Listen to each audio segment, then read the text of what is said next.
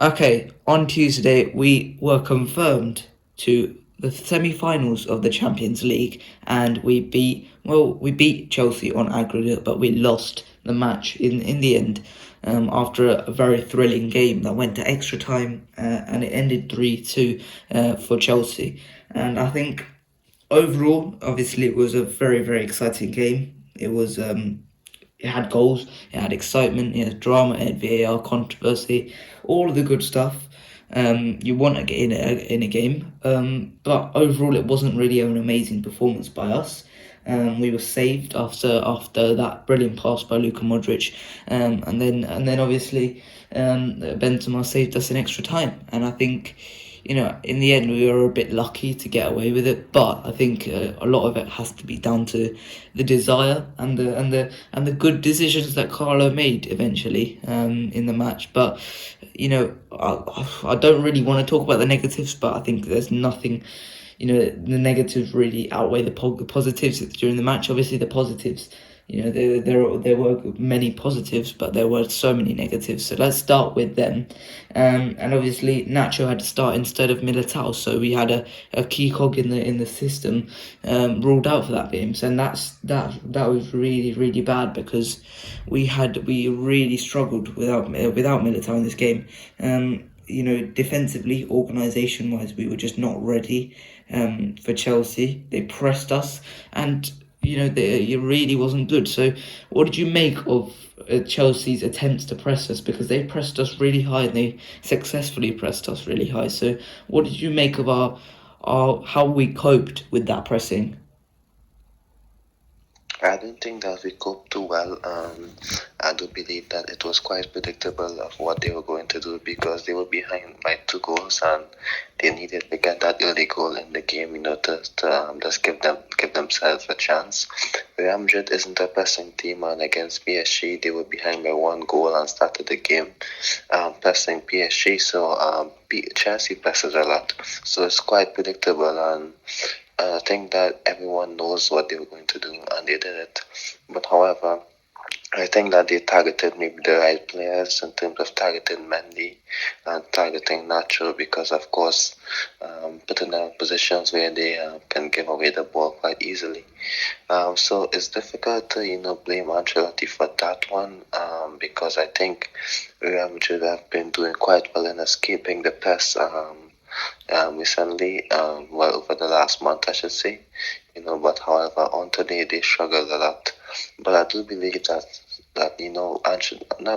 Ancelotti and the team, they should have known exactly what Chelsea were coming with, and they could have prepared themselves better for that first half. And not even the first half, for that first 70 minutes, because I think that we struggled a lot until that third Chelsea goal.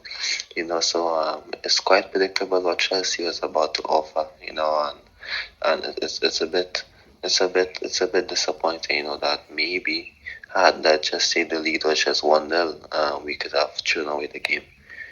Yeah, and I don't think Ancelotti could have done much because of the options available to him. And I think if Militao was available for this match, I think quite a few of those goals would maybe not have been so much of a threat.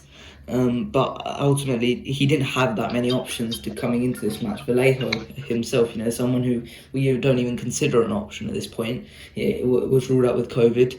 We had a couple of injuries at the back as well, and it was just all in all, like Carlo Ancelotti had to adapt later on the match, bringing on Carvajal into centre back and putting Lucas Vazquez at right back. And I think we'll get onto that in a second, and how well they played in that way. But it wasn't really that great. Let's move on to another part of the defensive problems we had, and that was set pieces. Now, coming into this game, we had a 5'10" centre back partnership.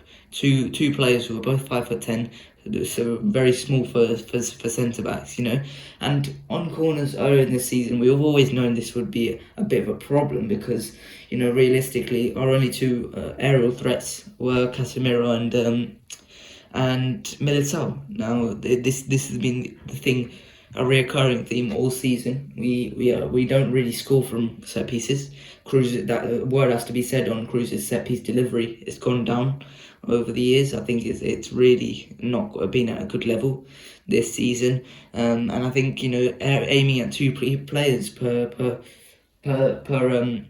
set piece is just not good enough.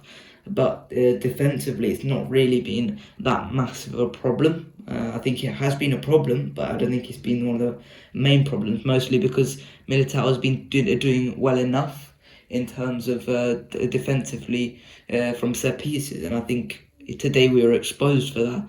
Every single corner, I think they completely dominated us.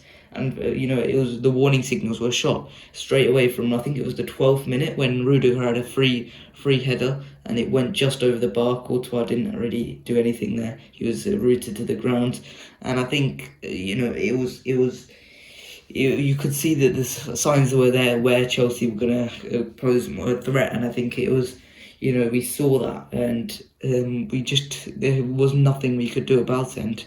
And going next season into the transfer market is something that we might want to consider in terms of where we want to recruit is in terms of centre back. We've got to recruit a centre back who's imposing in the air, because we've seen what happens. So, I mean, what did you make of the set pieces? Because I've given my thoughts about it. Yeah, and it's not just about the set pieces. I'll get to my second point as well. I do believe that, Carlo Ancelotti and Madrid, if Ancelotti stays on, most likely he will.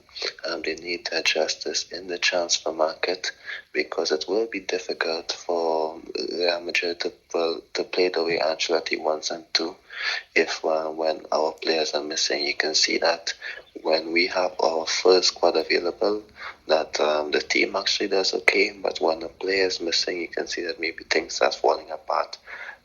As simple as someone like Mendy or Militao or Modric, the team may struggle a bit when they are missing one of their important players. So that's something that we should always look out for. And in relation to set pieces, of course, if you lose Sergio Ramos and Rafael Varane, of course, you have of course, it's going to be a bit of a struggle in some aspects, because, of course, they were two important players in terms of set pieces, defending or attacking them. So one of the biggest issues was maybe the marking arrangements, because I saw that Modric was marking Rudiger at a point in time. That's a mismatch. Even you could have just put Nacho there or Alaba there to mark him, But however, it's not just in terms of the set pieces; it's also in terms of how we attack them. Like you said, Toni Kroos hasn't been at his best in delivering. Maybe this season, I would say. And also I must add that we play football and sending a lot of crosses, and the main guy to meet them is Benzema, of course. And I think it's only going to work if it's in transition where you can find him in space. However, if you for example, if you just play the ball to the fullback and it's a crowded box and you whip in a ball in the area, there's no way Benzema is going to get the ball, because it's easier to mark him.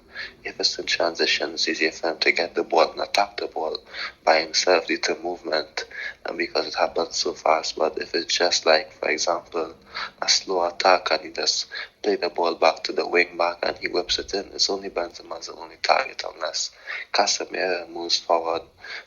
So that's maybe where Bale may have an option to play with the team.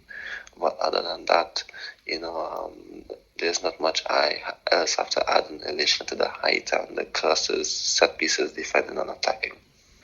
Yeah, obviously there's not much we can do when Chelsea had such more an aerial advantage. But in terms of marking Rudiger, you said Modric was marking him. He made that foul, I remember, which took a bit of pressure off of us. But when you're a child, when you're a kid, you learn. You can see there's normally just some guy who's really tall on the other team, right? And your coach normally says, even if you can't win the header, you should at least cause a little bit of a problem for him. Just go into him, just make yourself a bit of a problem to him into winning that header. That was just not a thing. Even if it's someone, even if it is Modric who's marking Rudiger, he didn't really go into Rudiger. He didn't really cause much of a problem. He didn't make himself a physical barrier to just stop Rudiger from winning that header. Even if it's just planting himself in the path of Rudiger, just to make himself an obstacle. That's much better than just giving him a free header. After a few steps. That was just not good enough, and I think that's where Carlo could have improved himself. Even if it's someone like Mendy, who's much stronger than Modric, marking Rudiger, I think it would have been much better, because ultimately we most likely wouldn't have won many headers against Rudiger, because Rudiger's a fantastic header of the ball. But you just got to make yourself a physical obstacle. So coming into the future, I think we've got to look at that as a big problem for us.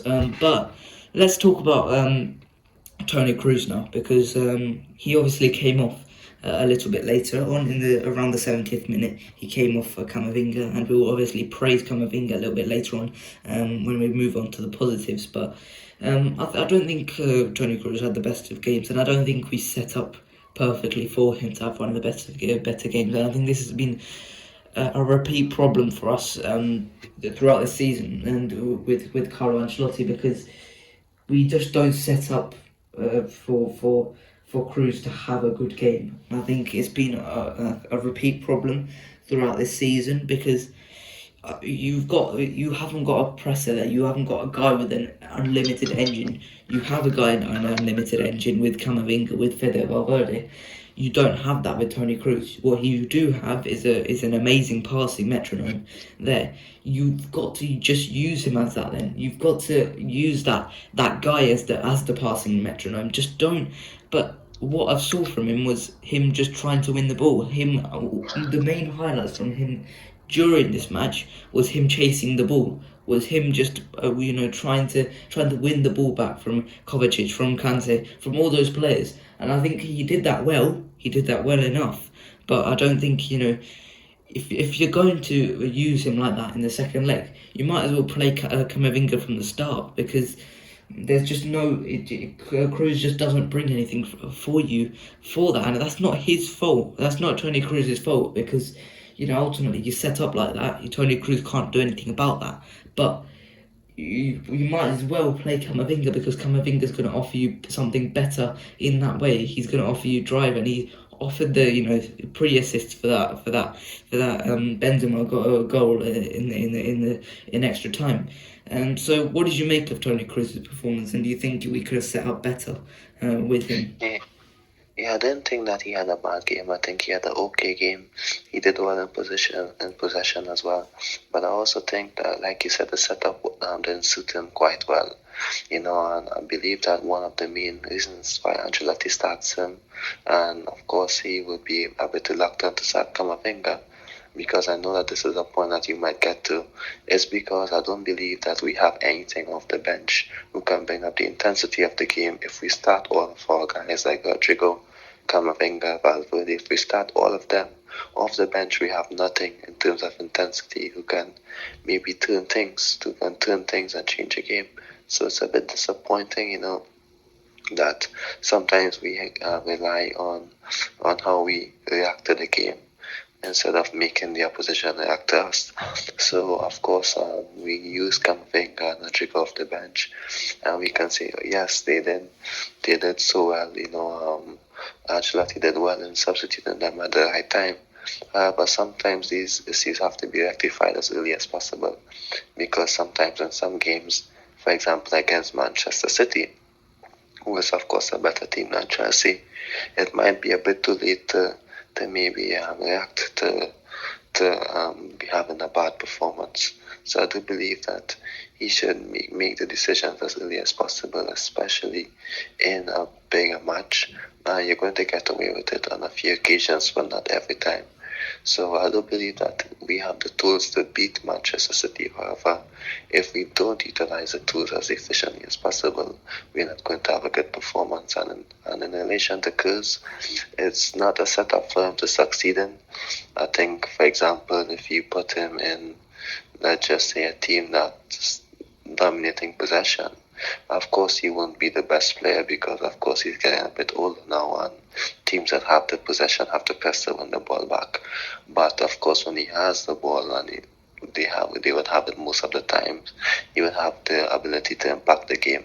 So if he isn't in a position where he can have the ball and control the game, make the passes, control the tempo, it's going to be difficult for him. Yeah, you were talking about the substitutes, and I was going to get onto this point, but seeming as you said it, I might as well get onto it now. Now, I went through the 2017 game from 2017. I can't remember what game it was, and I've looked across the bench. Now, the one things I really don't like is the fact that there's nothing on off this bench. There's two players we can comfortably bring on, and we can say yes, they will have an impact on this game, and that's Camavinga and Rodrigo. Before you look at that bench from 2017, we had guys like Mateo Kovacic, Marco Llorente, we had Alvaro Morata on the bench. We had Isco on the bench, Prime Isco on the bench. These are players who you'd look to and you'd say, yes, those players will definitely come off the bench and have an impact. James Rodriguez on the bench. And we're talking about one of the strongest teams, strongest teams in the whole of the world off the bench. I remember a couple of years ago we were playing El Clasico, and the commentators pointed out these are the two of the teams with the best squads in the whole of Europe. You look at our squad now, there is just not enough off that bench. There's two players you can comfortably say they will have an impact off the bench. Asensio most likely will be hit and miss. Bale, again, you don't know if Bale's just motivated enough to come off the bench and do something. Other players like Isco, I just mentioned for the 2017 squad, if he came on, you just don't know if he'd be motivated to play well. And Danny Ceballos, he's been good off the bench. He's not exactly brilliant, but he's been good off the bench.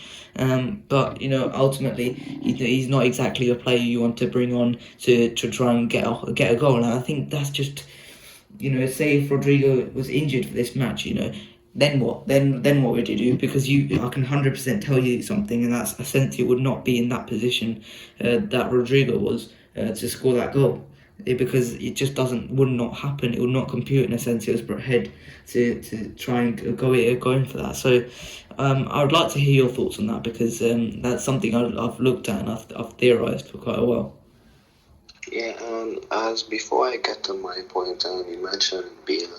I have to give you that. I don't think Bale is motivated to come on and make the best of impact for us. Many people are saying, yes, he played well against Australia and he's playing well for Wales. Maybe if you get him into the team, he might do well. But I remember when we played Manchester City, we took off Vinicius and put him on in the first leg. I think the intensity dropped off, and he didn't offer the same intensity that Vinicius did.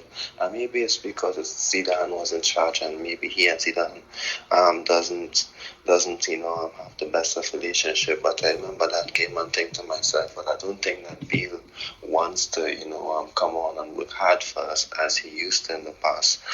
So maybe that's why Bale isn't getting enough game time off the bench. But yeah, like you mentioned, the bench is something important because think about it, if you don't play certain players, you don't have them on the bench. That's why sometimes I will think to myself, you can't start Rodrigo, because if things go bad, then who are you going to come? Who are you going to bring on to affect the game? So Carlo Ancelotti said, yes, we can start Camavinga, we can start Rodrigo, but if we don't play them, they won't be able to come on and impact the game. So I think he's depending on these guys to change the game, and without them, I think he will struggle a lot. For example, if let's just say unfortunately they get injured in the first maybe the first half, or that things doesn't go as according to plan.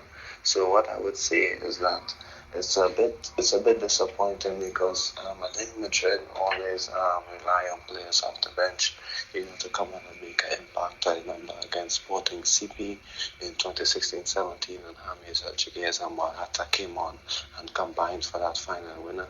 So it's a bit disappointing for me. And if you look at it, maybe it's difficult maybe to blame the coach maybe all of the time, but I do believe that there are players in the academy who can come on and make an impact. I do believe we can fault him there because he hasn't relied on players as much who I believe like a Sergio Arribas who could have taken a step forward in the first team, or Peter Federico in case who's Vinicius gets injured, someone who is not as quick as Vinicius but can maybe offer something similar on the opposite flank. So I do believe that the coaches at fault in some ways for not incorporating some players into the team, because if you look at it, without let's just say 14, 15 players, without that, it's difficult for Madrid to win matches if you don't have your key players. And I do believe that there are talented players who the coach has failed to incorporate. And I'm not mentioning guys like Dani Ceballos as well, because yes, he did well off the bench in some games, but of course maybe you can say he doesn't have a future. But there are so many guys in the academy who I believe could have made an impact, not just in terms of talent, but intensity, because guess what, these guys want to do well. I know Sergio Reguilon, when he started playing for Madrid, he worked so hard and he was one of the biggest fighters for Madrid. You know why? Because he came to the academy and these guys want to play, show how good they are. And I do believe that there's, like I said, had they been incorporated, Real Madrid would have a lot of players off the bench. And of course, they're not like James or Isco, etc. But of course, you can say they can offer something different and maybe turn the game if things doesn't go well. So that's why I would follow the coach. Yes, it isn't the same squad as 16, 17, but of course he can maybe do better in terms of having players available. And one other thing as well, the players we've got on the bench now, they're aging. They're going to go soon enough. We brought on Marcelo, and Marcelo had a good impact on the game.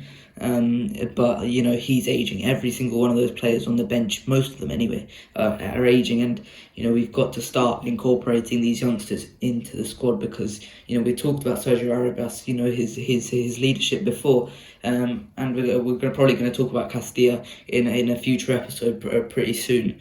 But these players in Castilla, they need to start playing, because this squad needs to be turned over, and I think it's not just when we're talking about squad turnover. It's not just the starting 11. It's the whole squad, and that may sound simple enough. It's not. It's really not, because I really hope we wrap up La Liga because soon enough, because we really need to start incorporating these youngsters, and I think it is towards those last few games. I think if we do wrap up La Liga really quickly, I think we can start playing the likes of Miguel. Maybe not Miguel because he's injured, but someone like Sergio Arribas, Peter Federico, even someone like Marvin Park, who hasn't seen game time for Castilla too much. Andrew Good-Johnson, he's really good. Antonio Blanco, all these players are really fighting to come into the squad and play and make an impression on the manager, on the team. And I think we've got to just start playing them instead of just looking at them and saying these guys are going to be good in a few years' time. Because let me tell you something. Antonio Blanco's 20. This is.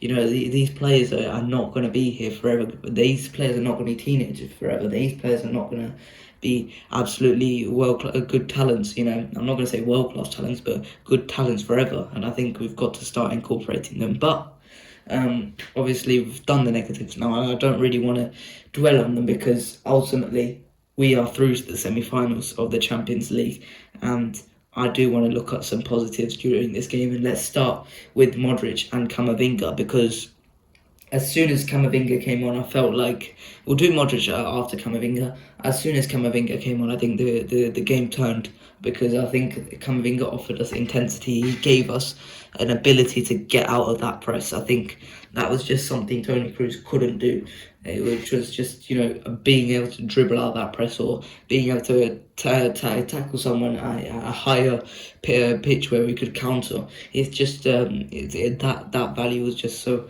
underappreciated throughout this match. So, what did you make of Camavinga's substitution, and what did you think it made to the game? Before we see how good he was tactically, he was involved in both goals. I think I remember he pressured the ball, for the first one, and then he won it for the second goal. So I think he has so much energy, and I'm looking at many people saying that he's struggling and he isn't playing as much. But I think whenever he plays, he makes an impact. And I think I'm happy that Ancelotti is seeing that now, because I remember when he barely played, it was a bit difficult for him because he would make a few mistakes due to lack of confidence. But today he came on, he changed the game, the tempo was better, and of course he's so good on the ball as well. So even if he has a loose touch, he's so tall and fast, he can get back the ball and keep it and make the right passes. And it isn't just about his dribbling or the way he attacks opposite players. However, but he just makes the right choices, and for 19 years of age, in two of the biggest games of the season, PSG as well as Chelsea, he did well. And of course, I do believe that he should be there from the start. I don't know if it's Casemiro or maybe Kroos has to drop out, but I do believe that sometimes Casemiro have a bad game, and sometimes Tony mightn't have the best of games.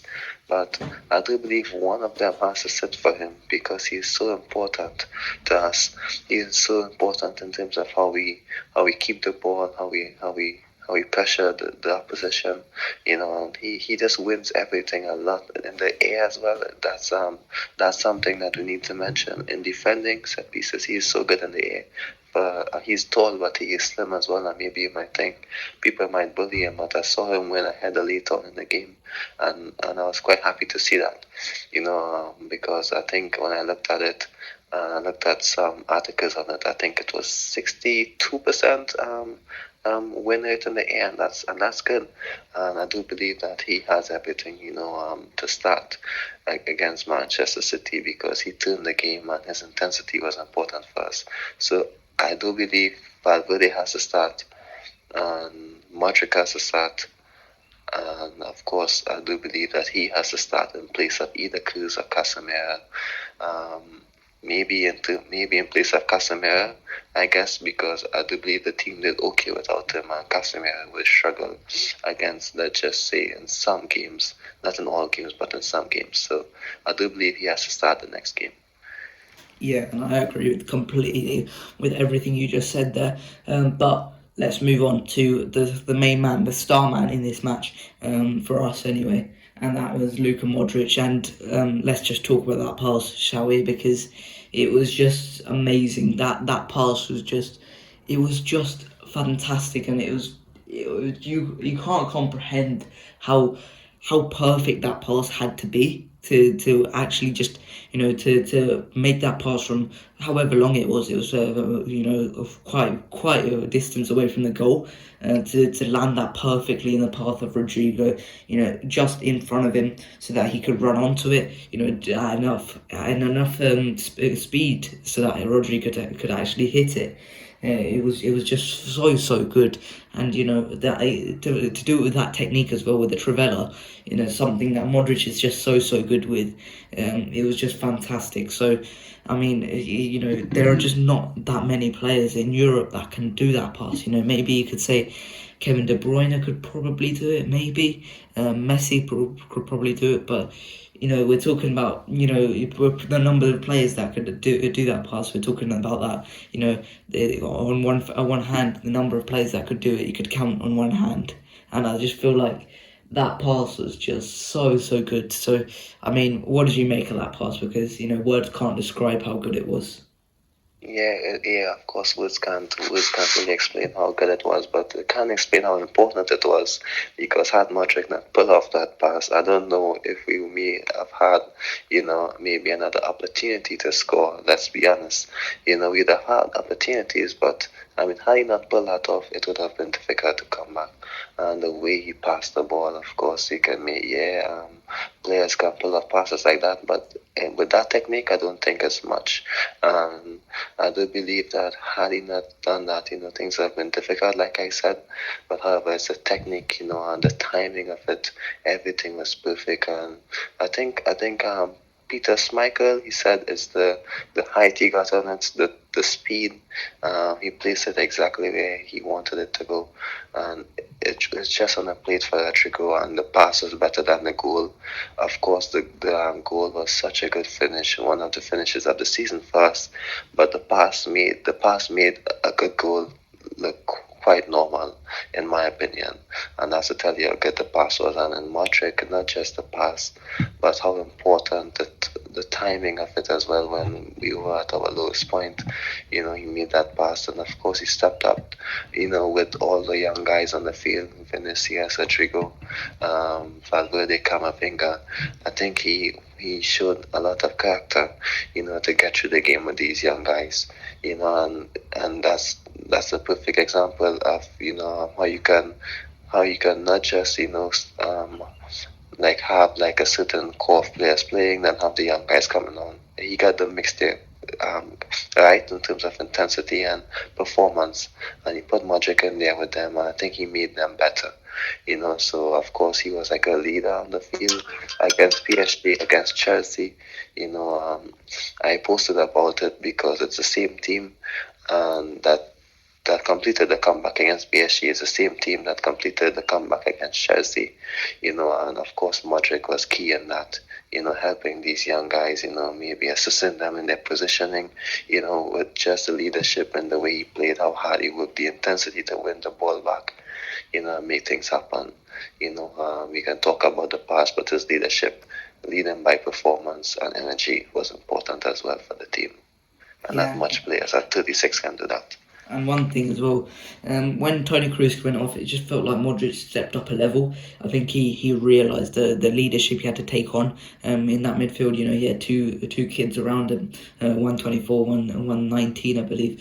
And I think it's just it just resembles how good he is. The fact that he's able to just turn it on like that as soon as he comes on, because he knows around him he's got two players who have got excellent physical and mental capacities, who know what to do, who've got really good speed, good stamina, good all of it. But technically they might need a little bit of guidance, and I think Modric just stepped up it. And I think I think it's really good how he knows how to dictate things when he's got two physical beasts next to him, two players who are just so good and can do all the running for him. He doesn't have to do the stuff that he did in the first half, where he had to tackle a lot more, where he had to be a bit more aggressive. He could just do what he was good at, which is dribbling with the ball, releasing pressure off of the defense, getting moving forward, making assists, doing all of this good stuff that he's just so good at. Camavinga and Valverde really helped that, and I think Modric is just so good at that, and I think it was just a fantastic performance all round from Luka Modric. And I think coming to Man City, we'll talk about Man City in a little bit. Just a quick few minutes on Man City, but I think Luka Modric is going to be so key in that game. Let's talk about Rodrigo while we're at it as well, and I think he's a super sub. He's a super sub. I don't think he's starter material, because personally I think he's better off the bench. And with Real Madrid's current options, I think if we want to move forward, I think we play Rodrigo as a super sub, because I think he's the only one off that bench who offers us something in attack, to really emphasize that attack, to really give us something. And the question had always been, can Rodrigo offer us end product? The thing is, we would be so good if we had a merge of Rodrigo and Asensio. Rodrigo's impact, his ability to get involved in play, and Asensio's end product, he would just be so good with that. But ultimately, that's not what we got. We've got two players who are just the opposite, and it's just not what we need right now. But I think Rodrigo is just so good when he comes off the bench, and I think we've got to trust the guy. He's only 21, and I think we made the mistake of underestimating Vinicius last year. You didn't. I'll give you that. You constantly supported Vinicius. I definitely did. I definitely underestimated Vinicius's capacity last year and what he could go on to do. And I'm not making the same mistake with Rodrigo. And I think Rodrigo can genuinely offer us something going forward. He's obviously not as talented as Vinicius, but I think there's obviously something about him. He's a 21-year-old wonder kid from Brazil. There's got to be something good from him. So I think he's going to be key moving forward and key in that Man City game as well, because João Cancelo is going to be missing it. Kyle Walker might be missing that game as well. It's going to be really good. Seeing him against Nathan Ake. So I think that would be really good. So, what do you make of Rodrigo's performance in this game? Yeah, and like you said, he's maybe better off the bench, to make an impact against tired defenses, not just in terms of goals, but the intensity and the hard work, how he gets to the byline and maybe sends in the goal for his teammates as well. So I do believe that, of course, yes, he can be important for us, even if he's on the bench next season, because I think this season is a good chance for him to, show how important he can be next season with all the signings that we are planning on having. But in terms of not having the faith in him, I do believe that you can't, even if he doesn't end up like Vinicius, I do believe that, that's okay, because I don't think that each player is going to have the same potential or the same trajectory to get to the top. So I do believe that you can't expect him, to be like Vinicius next season, when Vinicius took that jump in his fourth season. So I think we have to, understand that he is Rodrigo, and of course he has his own personal qualities, and of course each player is going to be different in a team. Each player is going to do different things and have not be on the same level. Of course, he's not going to be on Mbappe's level, like Vinicius is not going to be on Mbappe's level. He's not going to maybe have Vinicius quality in terms of how Vinicius can just blur past players. So I would go and say, he can definitely have an important role in the team. And the way he came on and took that chance, he did that against Inter Milan as well, and in other games off the bench as well, in terms of providing an assist or flashing the ball across the goal, because he always makes an impact. And of course, it's a difference when you can say, you can have faith in him, but he can definitely point out the flaws. And he definitely has a lot of flaws in his game. Who doesn't as a young player? Even Vinicius still has some flaws, but I can say that he came on and we needed someone to score that goal. And not much players can make that run off the ball at 21 years of age and just connect with that in such an important timing. Such an important, not just in terms of the connection, but important timing in terms of the game. We needed a goal. If we hadn't scored that, I don't know if we would have scored another goal, and he scored that chance, and he took that chance well. And maybe if he didn't take that chance, Chelsea would have started jumping off a bit, seeing that there's danger. And he took the opportunity. I think it's his first, I'm not too sure if it's his first touch, but one of his first impact on the game, and he scored it. And I do believe that he can use that to take some steps forward. And of course, he can definitely have an important opportunity against Manchester City, like you said, with Cancelo missing and Kyle Walker potentially missing. So I do believe that he can have an impact, and maybe he may not start the game, because I do believe that Valverde should be out there at the start of the game at least, but he did show that he have the potential, and he deserves the opportunity to continue next season and play important matches. Yeah, Let's move on to that defence before we move on to Manchester City in the second. And I'm not talking about the starting defence. I'm talking about that later on defence. We're talking about desperation defence. It's probably got a nice ring to it, doesn't it? And it was really desperation defence at the end, really. But those four defenders defended perfectly well. And they're not defenders, are they? Because two of them are wingers, Marcelo and Lucas Vazquez at this point, and they're both our centre backs are fullbacks, Alaba and Carvajal, and it was just fantastic defending from all of them. And I think they all did really well. Marcelo especially, they got us started going for that first goal. He really did, and I think that he really drove us on. His experience really helped us in that match. Lucas Vazquez had a good impact from the bench. One-on-one defending. He stopped Christian Pulisic pretty well. I felt Danny Carvajal. Now I would like to apologise to Danny Carvajal, especially because he is one player who we both criticise quite a lot. But I think he did really well in this match. And I think he defended really very well when he came on in centre back. Probably one of the shortest guys on the pitch, and he played centre back to perfection. I think he did really well. And Alaba marshalled the defence really well. So, what did you make of the defensive performance by the four? Not really exact in their natural positions. Yeah, and I think that the team also worked hard ahead of him, like Vinicius and Valverde, Camavinga, Rodrigo. They all worked hard, to protect that defense. Coming down to the final stages of the game, and that's important because, of course, on their own, I think if the team hadn't worked hard enough to help them out, they may have been exposed a bit more, and that's important to see.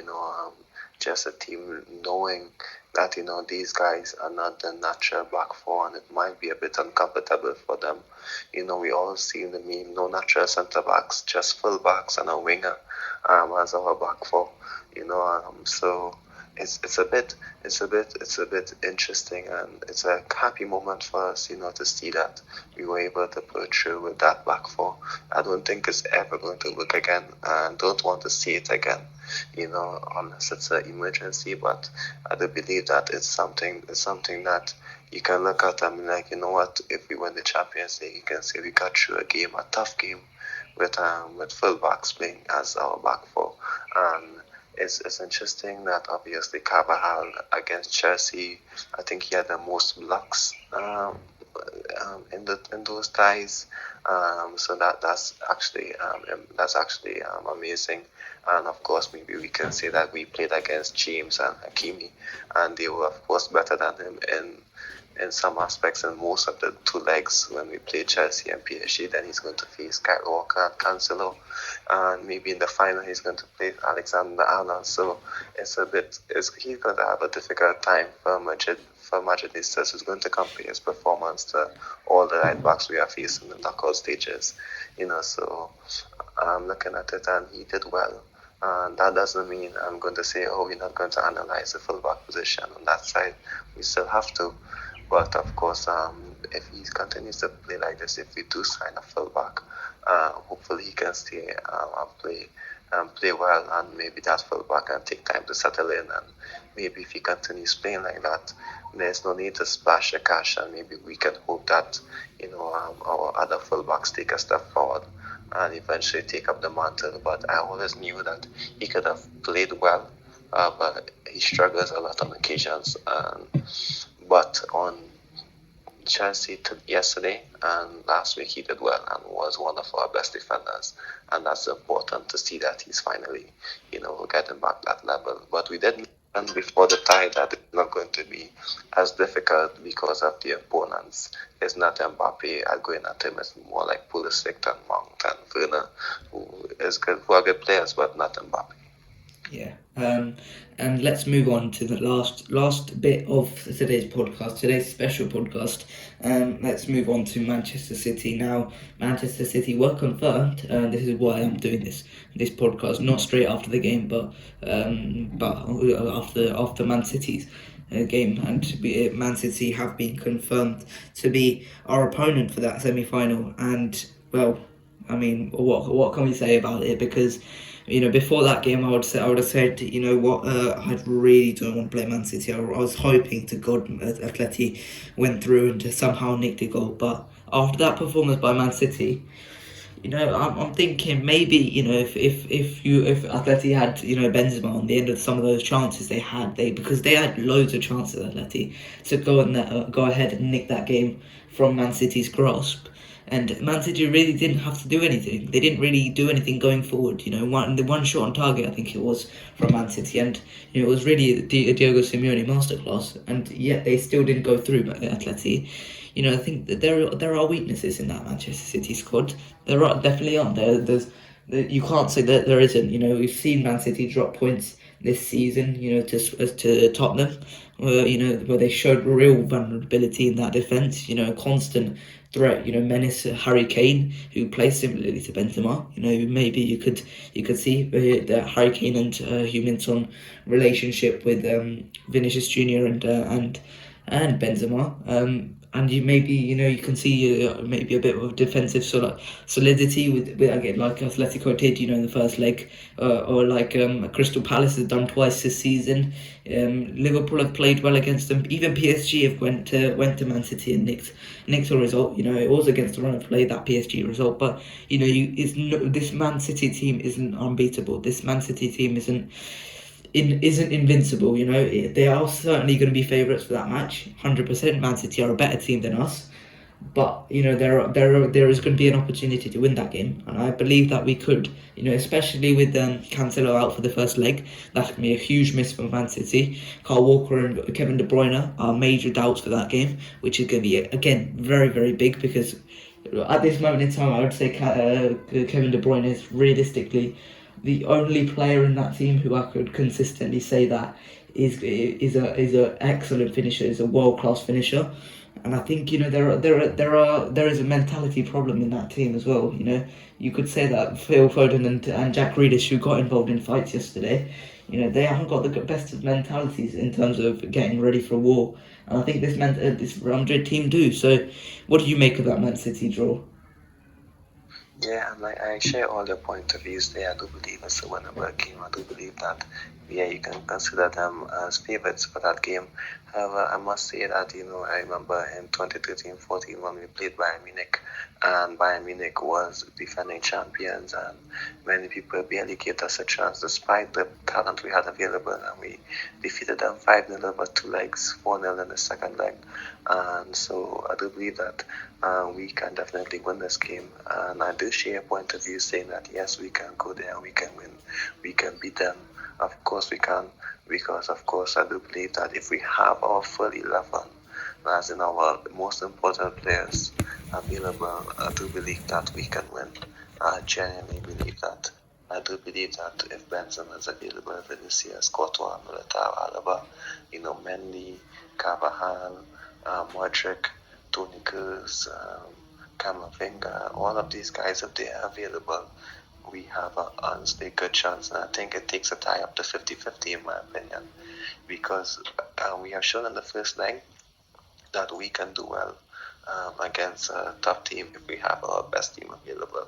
And I do believe that Manchester City will press us, and we need guys like Camavinga and Kroos and Modric, all these guys to escape that. We need to have the best possible team out there, and with that, I do believe that we'll have a genuine chance of winning this game. And even in the 2019-20 season, we did well against them.